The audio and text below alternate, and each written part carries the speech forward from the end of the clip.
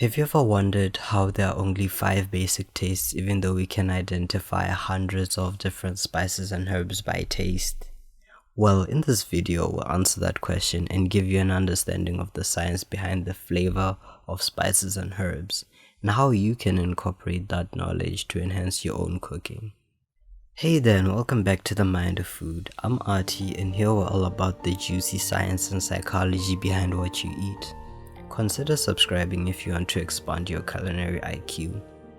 So we know spices give aroma, color and texture to food.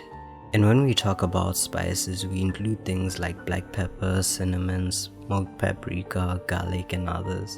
And when we talk about herbs, we're talking about things like basil, thyme, parsley, mint. To start off this discussion, we need to distinguish between two terms, taste and flavor. So taste has to do with your taste buds' ability to identify, the 5 tastes, which are bitter, salty, sour, sweet, and umami. We evolved these basic tastes to be able to identify nutritious food and avoid toxins. Flavor is a much broader term, but for simplicity, we'll say flavor is equal to taste plus mouthfeel plus aroma. And this is very important when we're talking about spices, because spices can have the essence of a combination of the 5 basic tastes, but the most important component of the flavor of spices is actually the aroma. So aroma is thought to contribute up to 80% of the flavor of spices. But where does this aroma come from? Well, the secret is aromatic oils. So these precious oils collect in the leaves, stems and seeds of plants and are released when spices and herbs are exposed to heat. The oils are volatile, which means they readily turn to vapor when heated. But you might be asking now, how is this possible? It sounds absurd to say the flavor of spices is just in the smell, doesn't it? Well, let me explain. So the perception of smell occurs when aroma molecules from food travel from the back of your throat to the smell receptors in your nose, also called the olfactory receptors. Since this movement is in the opposite direction of what normally happens when you sniff something or smell, it's called retronasal smell. So we're just going to do a little experiment if you have the time. If you don't, you can skip this section, just to show you that this is very real. Okay, so you're going to get your hand on flavorful food, like a curry or chocolate cake or anything with a complex flavor profile. So you're probably going to have to replay these instructions when you have the food, because you can't follow as I'm saying it.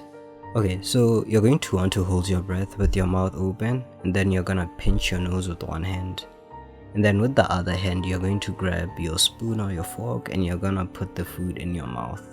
While continuing to hold your breath and nose with your mouth closed, you're gonna move your tongue around the food and feel the texture of the food and notice what you taste. So do you taste sweet, salty, savory? Whatever you taste, notice it.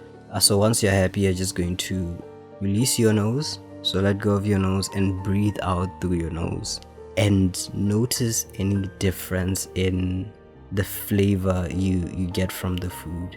And if you did this properly, you'll notice that a whole new world of flavor just emerges. So what happens when you breathe out is that the aroma of the food travels from the back of your throat to your nose, like we already said, and you perceive it with your olfactory receptors. So the ability to identify the types of flavors is clearly through retronasal smell from food. But you may be wondering, why don't we notice the smell when we're eating food? It's not like we notice that this is happening. Well, the simple answer is that your perception of your retronasal smell is bundled with taste and texture of food. So instead of your brain treating these as separate stimuli, it just creates one picture of what you're eating. You've actually probably already noticed this happen before. For example, I remember one Friday night after my mom brought me some KFC from work. I devoured the KFC and I started burping. I could taste the KFC as I burped because the air traveled through my nose. And I could never figure out why it tasted like KFC, why my burp still tasted like KFC, and it's because of the aroma. Now let's discuss other aspects of flavor besides taste and aroma. Flavor is made even more complex by characteristics like pungency and chemostasis. So pungency refers to the irritation caused by some spices like wasabi or mustard that seem to attack your mouth and nose. And then chemostasis refers to sensations that play tricks on your senses. It is like how mint seems to cool your tongue and how hot food makes your mouth burn. If you didn't see it in my previous YouTube video, which you'll find in the description, I talked about the science behind hotness of spicy food. But just to recap, we know that the compound capsaicin, which is found in peppers, is mainly responsible, and it binds to pain receptors on the tongue, which are usually activated at high temperatures. So this is why we perceive capsaicin as hot. Okay, finally I want to talk about how we can apply this knowledge of aroma to enhance our experience of food. Okay, we now know that enhancing the aroma of your dishes will enhance their flavor because aroma is a component of flavor. So the first tip is to chew slowly. So when we chew slowly, we allow more time for the flavor molecules to build up and enter our nose, increasing our perception of flavor. And some of the more volatile molecules interact with other molecules and saliva, causing a change of the odor profile. You also release more chemicals as you chew. Point number 2, use fresh herbs and spices, not dried ones. Fresh herbs are much more concentrated in aromatic oils than dried herbs.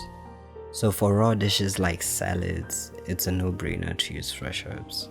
Point number 3, use whole spices instead of processed ones. Spices like freshly ground black pepper, whole cinnamon sticks, vanilla bean, and others are much more concentrated in aromatic oils than the processed counterparts like ground cinnamon or ground black pepper.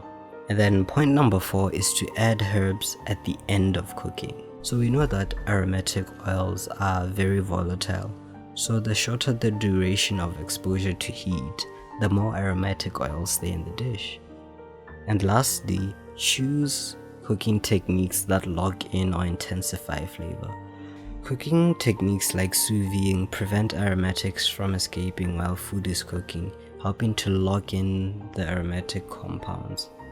This also implies that the more wonderful your food smells when cooking, the less flavor it will actually have, since all the aromatics are escaping into the air and are not being retained into the food. If you can't sous vide, there are other techniques you can use like roasting, which intensify flavors by helping activate aromatic oils in food and by creating volatiles like more food compound molecules through the Maillard reaction. If you found this video helpful, please check out my video on spicy food. And if you'd like to see a video on how we evolved to include spices and herbs in dishes, and maybe have me explore the flavor families in different spices, like the difference between fresh, woody, citrus, leave a like on this video. Otherwise, this has been The Mind of Food, and thank you for watching.